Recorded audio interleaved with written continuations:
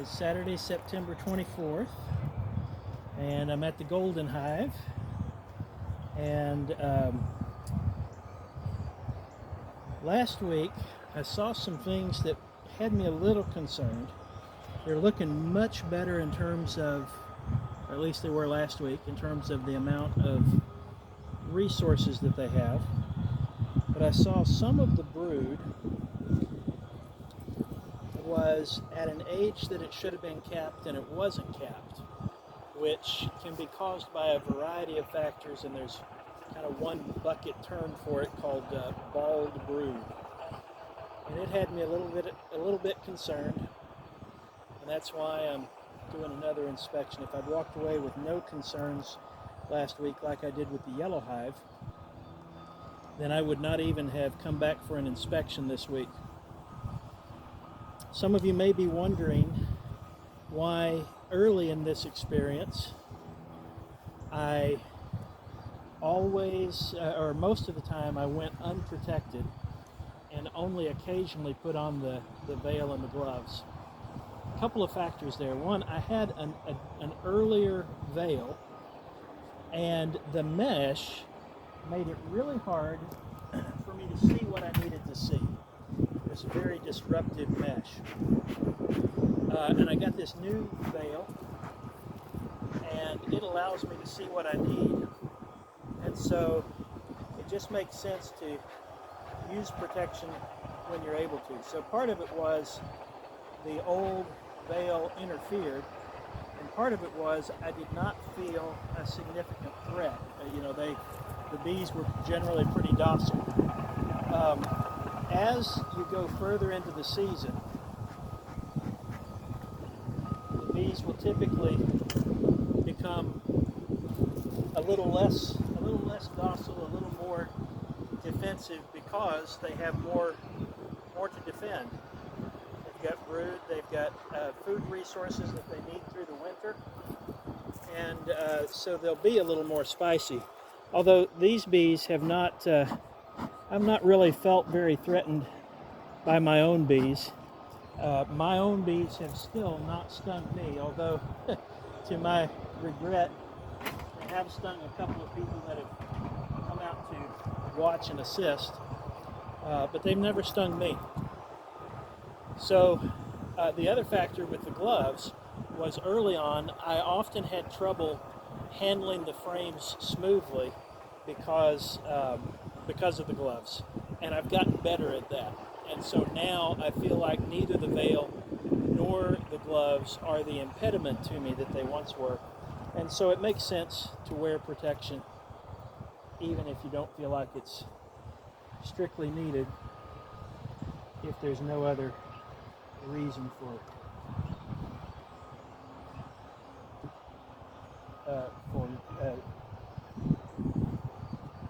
going without.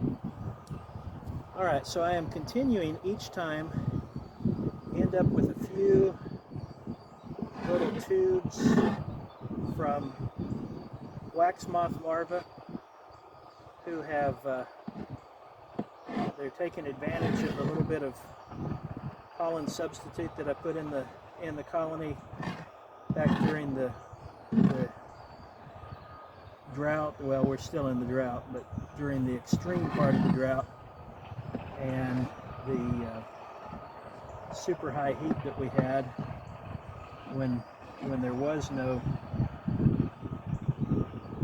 very little pollen to be found. So I gave them this pollen substitute, and the drawback is that becomes great food for wax moth and potentially hive beetle larvae.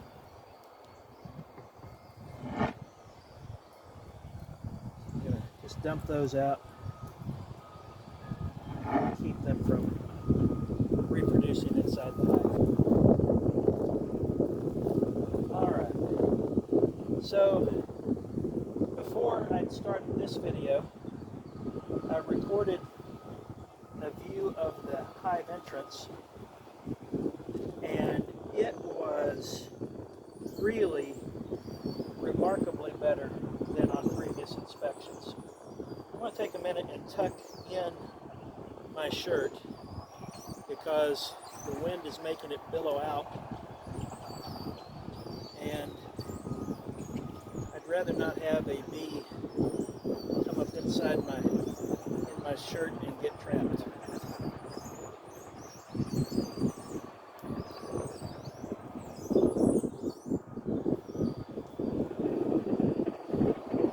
I don't have the impression, you know, with really defensive bees, if they come out in mass and they're determined to try to sting me, what I'm wearing would not suffice.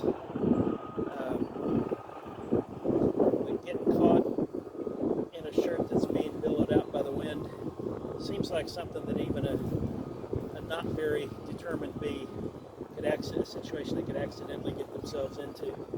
So I'm under no illusions that this would thwart a determined attack.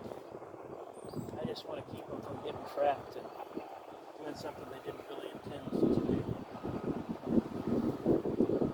Alright, so I'm going to move the divider board.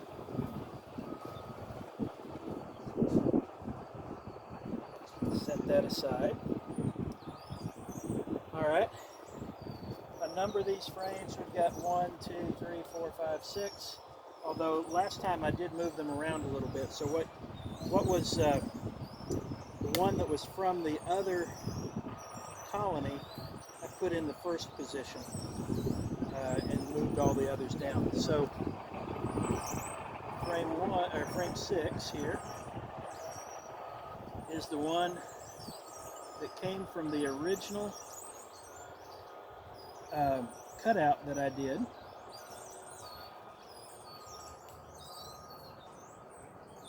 They drew out this comb. It's a little bit wonky in some places, like almost double layered. Well, it is double layered, but they're still making good use of it. Now, for what they're doing with it right now, we have up at the top, that is capped honey. There in the center, we've got a lot of pollen stored. So someone was asking me last week online and down here we've got some nectar being dried. Online I posted about the brood issues, and they asked me if I saw pollen. And the frames that I took pictures of, I did not see pollen. And I didn't remember how much was here. And on this side, we've got capped honey and nectar. And there's some stuff going on. I think it's mostly still storing honey behind. You can kind of see there the comb behind the comb. So we've got some stuff going on there that I can't really get visibility to. Mostly food resources on this frame.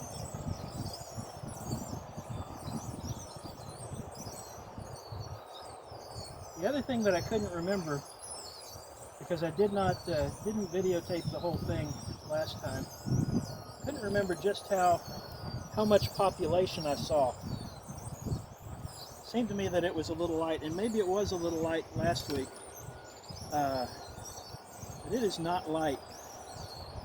At least not nearly what it has been through any of the rest of the history of this colony. I saw a lot more activity at the entrance than last week or ever.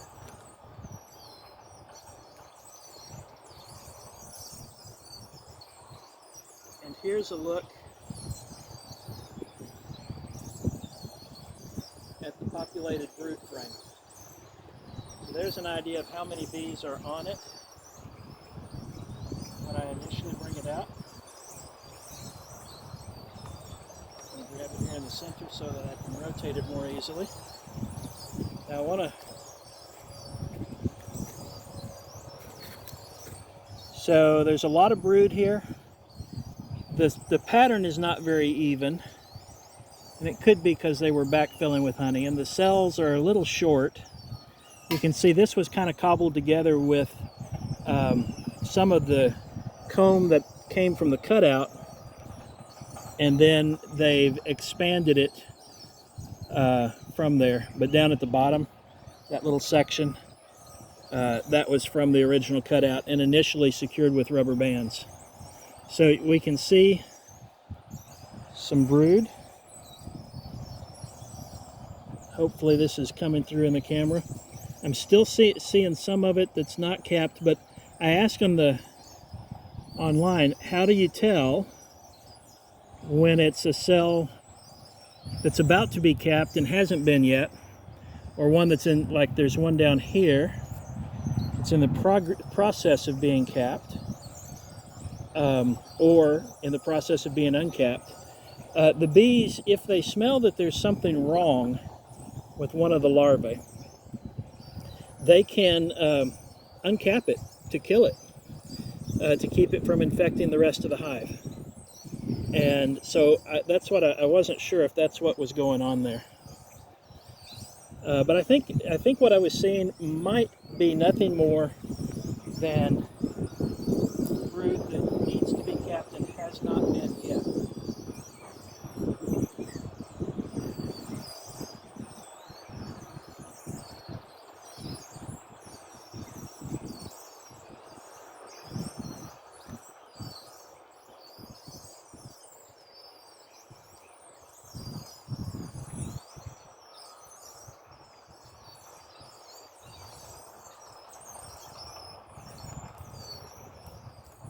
That looks pretty good.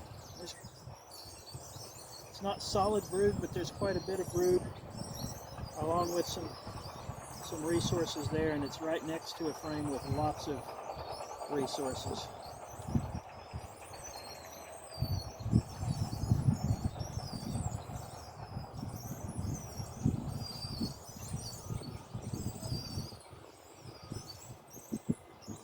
Here's another frame. There's more brood on this one,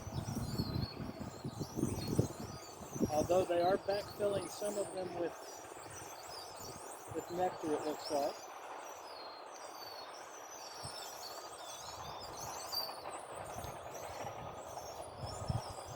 On this side we've got brood and honey at the top. I'd sure like to see them go ahead and build out the comb on the bottom of this, but it may be a little unlikely to see them do that this time of the year.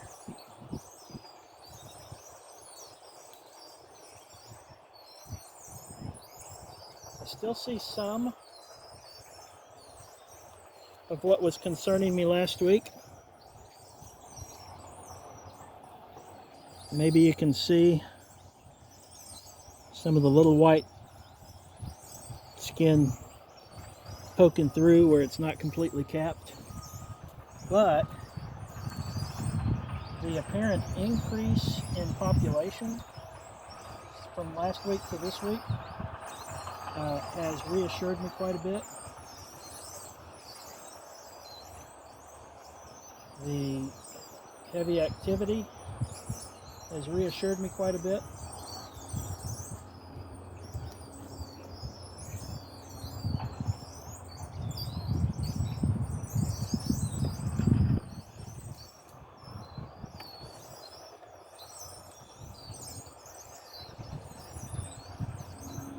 Oh, here's something interesting.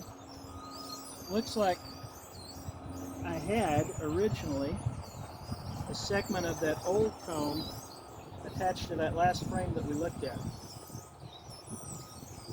But it was attached by a rubber band that apparently has snapped, and it apparently leaned against this comb with foundation that I put in place, and so they welded the old comb to this foundation.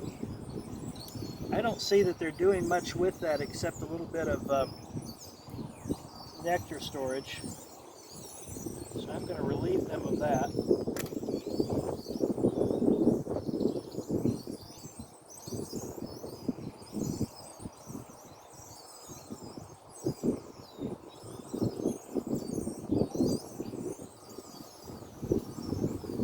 I may try to place that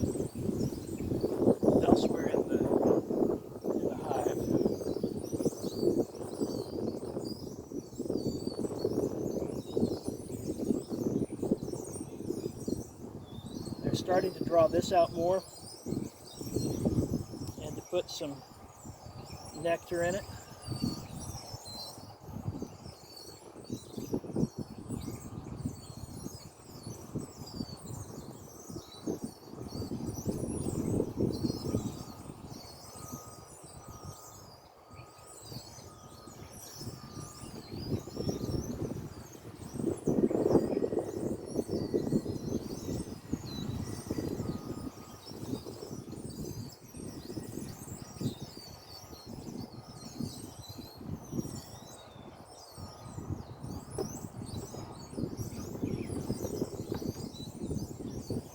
That last frame with the foundation, I had moved into the middle of the brood nest, hoping that it would induce them to draw it out more fully.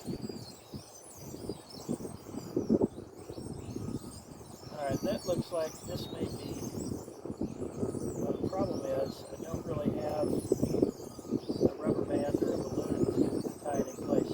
Here we've got more brood. Have much food on this frame, but it's adjacent to a frame with plenty of food.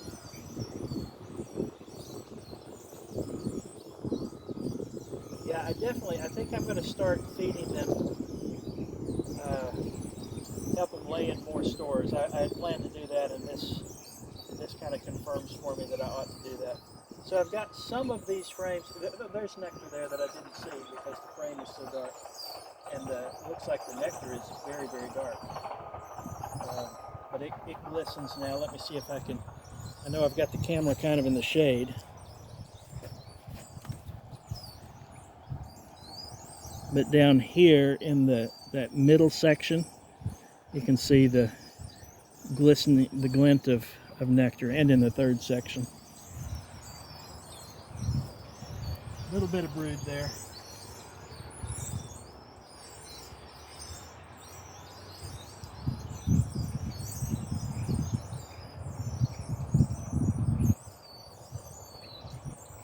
I don't think I can attach that comb that I removed to this frame.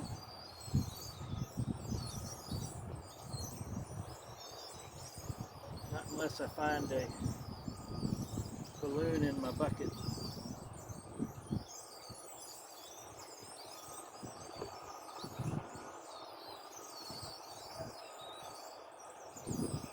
I've not seen the queen yet.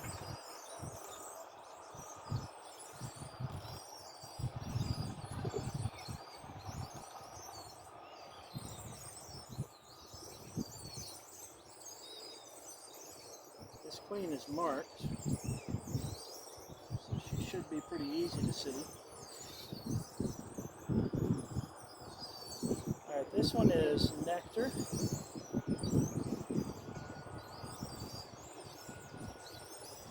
Looking at the bees down inside.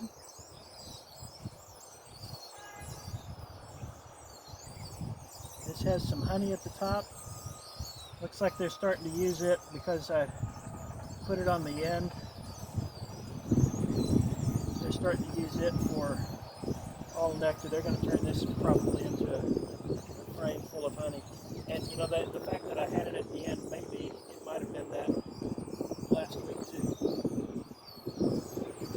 I put it there because it had lots of honey. So that's normally what they're going to do, is they're going to put frames with honey at each end, and then starting at the first frame is usually going to be honey in a laying's hive, and then they'll start their brood nest near the entrance, which is right there, and then they'll expand that as much as they need it, and then the remainder of the honey that they store is going to be at the other far end. Alright, I'm going to start putting these back together. I think I'm going to look at a few of them. Take another look for the queen, or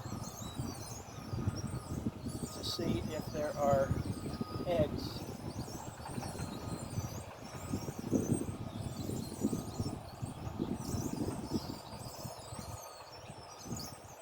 larvae here, but it's all older larvae. Boy, I hope they haven't gone queenless this late.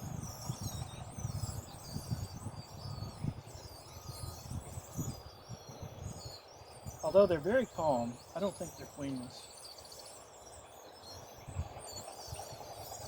They tend to be, so I'm told, quite agitated if they... I wonder if I can press that directly onto the wire.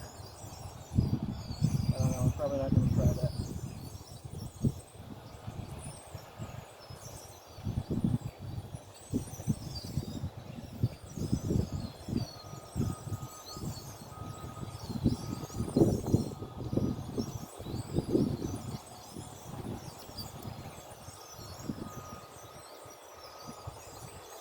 Queen wouldn't be on this one.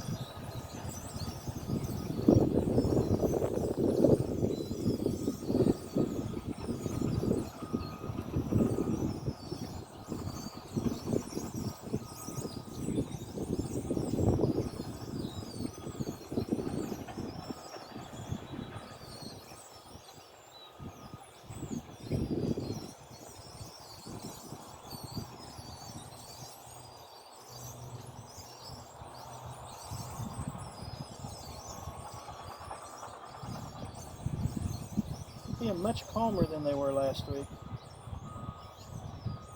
Somewhat calmer than this colony ever is. They're not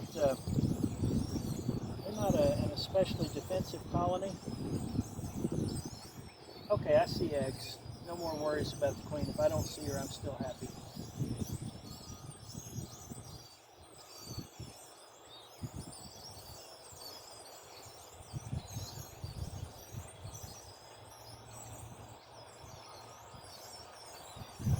I'm accurate in this, I believe those are like day old, second day old eggs. In the day that they're laid, they typically stand up straight, and on day 2, day 3, they typically lay down on the bottom of the cell.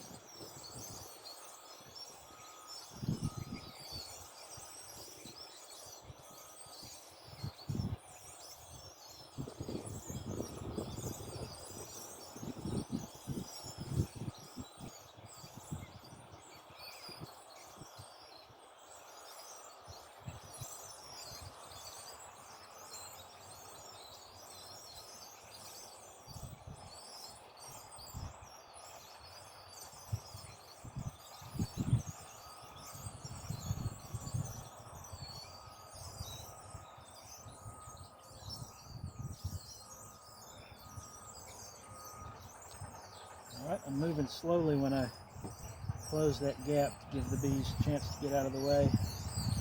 Haven't needed to smoke them to get them out of the way yet.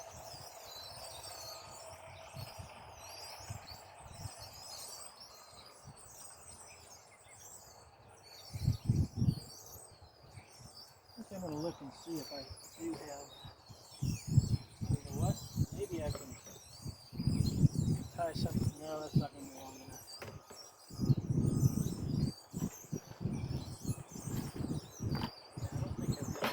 In there.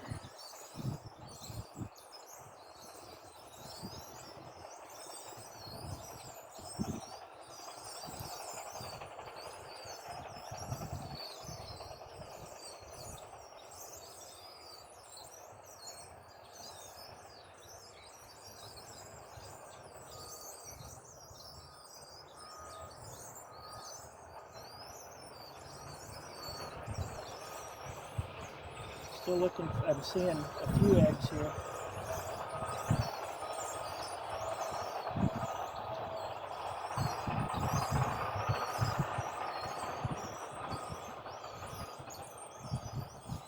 Still kind of trying to keep an eye out for the queen.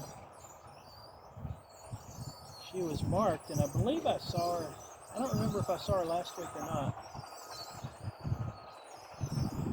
But at least a couple of weeks ago, the mark had not been groomed off of her. It's possible that it's been groomed off of her, and I might have to look a little harder.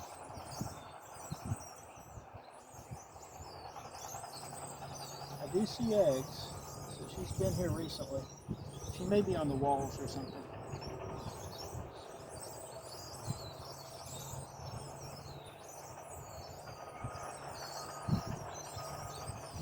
We've got one hatching. If you look right there, that bee is coming out right now.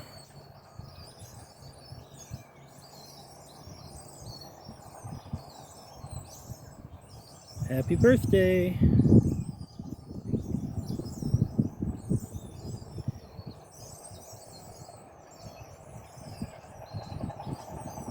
When they come out, they can't fly immediately. So they will, the job that they'll take up will be as, it may take her a while to chew out the remaining cap there. She's close.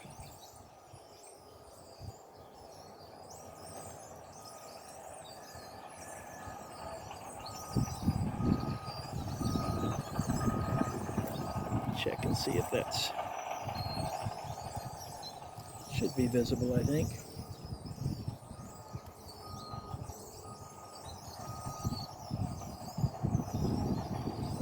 Once again, we're looking at that bee right there. You just see her head in the cell. She's turning around and around, chewing at the cap. Any moment now, I expect her to crawl out.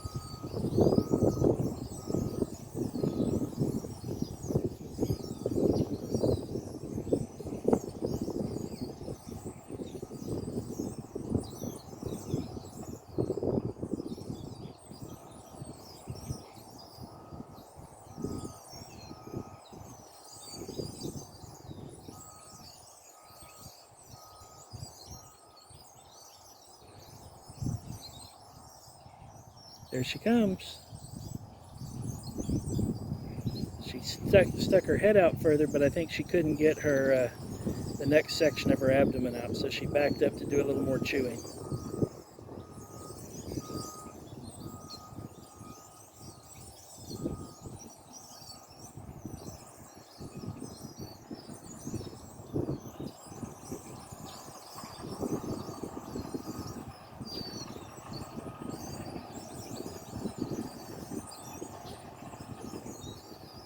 She's got her head stuck out.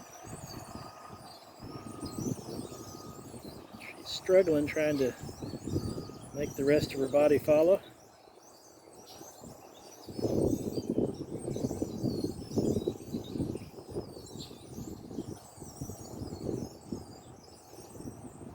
Tight squeeze.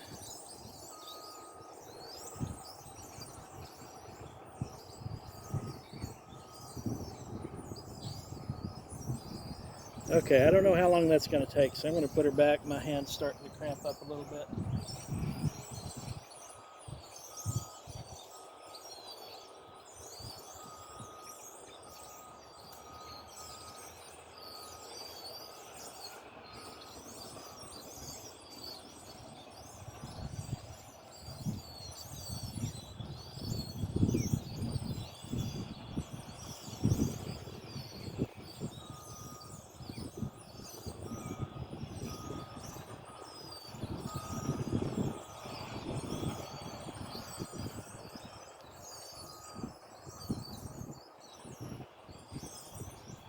Okay, well, we didn't find the queen, but we found evidence of the queen. So I'm going to take this comb.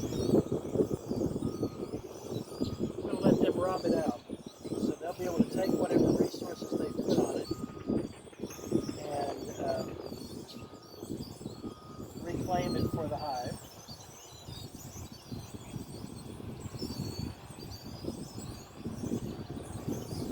When I come back next time, it'll just be empty wax.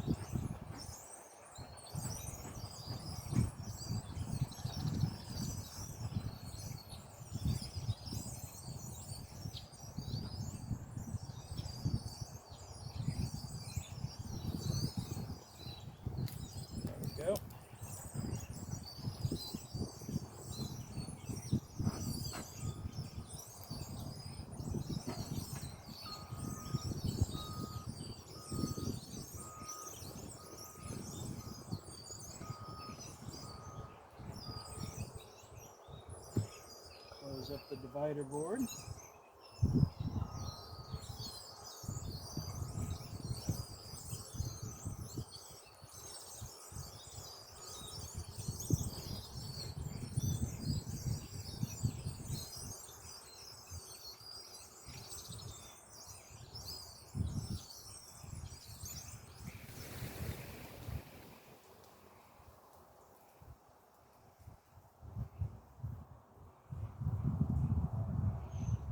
Now I leave my hive tool here, and this time I'm going to leave that comb resting against it so that they can access both sides of it and scavenge it out.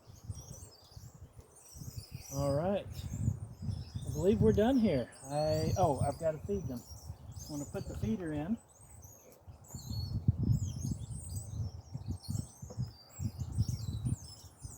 I'll pour it over here and then slide it up next to the, I'll put it on the other side of the divider board.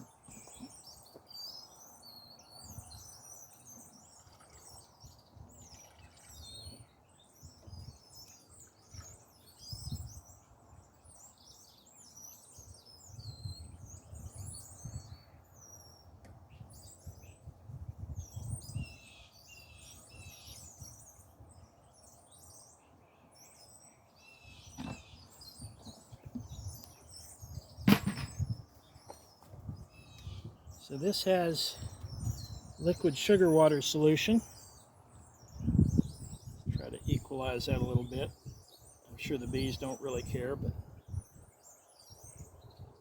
I'd have to tilt it further than I want to do that. All right, so before I move that into position, I'm going to find some sticks to float so that if bees fall into that, they have a way to get out. So last time when I've used this before, sometimes there's been just a bit more. Some losses are almost inevitable with this type of feeder, but they should be minimal. And there were more than I wanted. So adding a little piece of wood to float in there gave them something they could get a grip on and climb out with.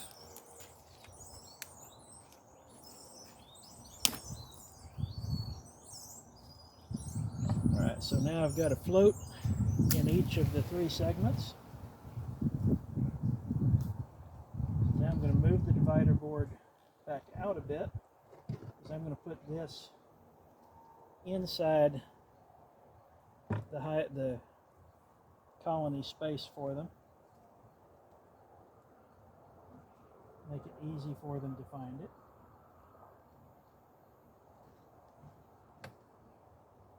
There we go. And I think that's job done.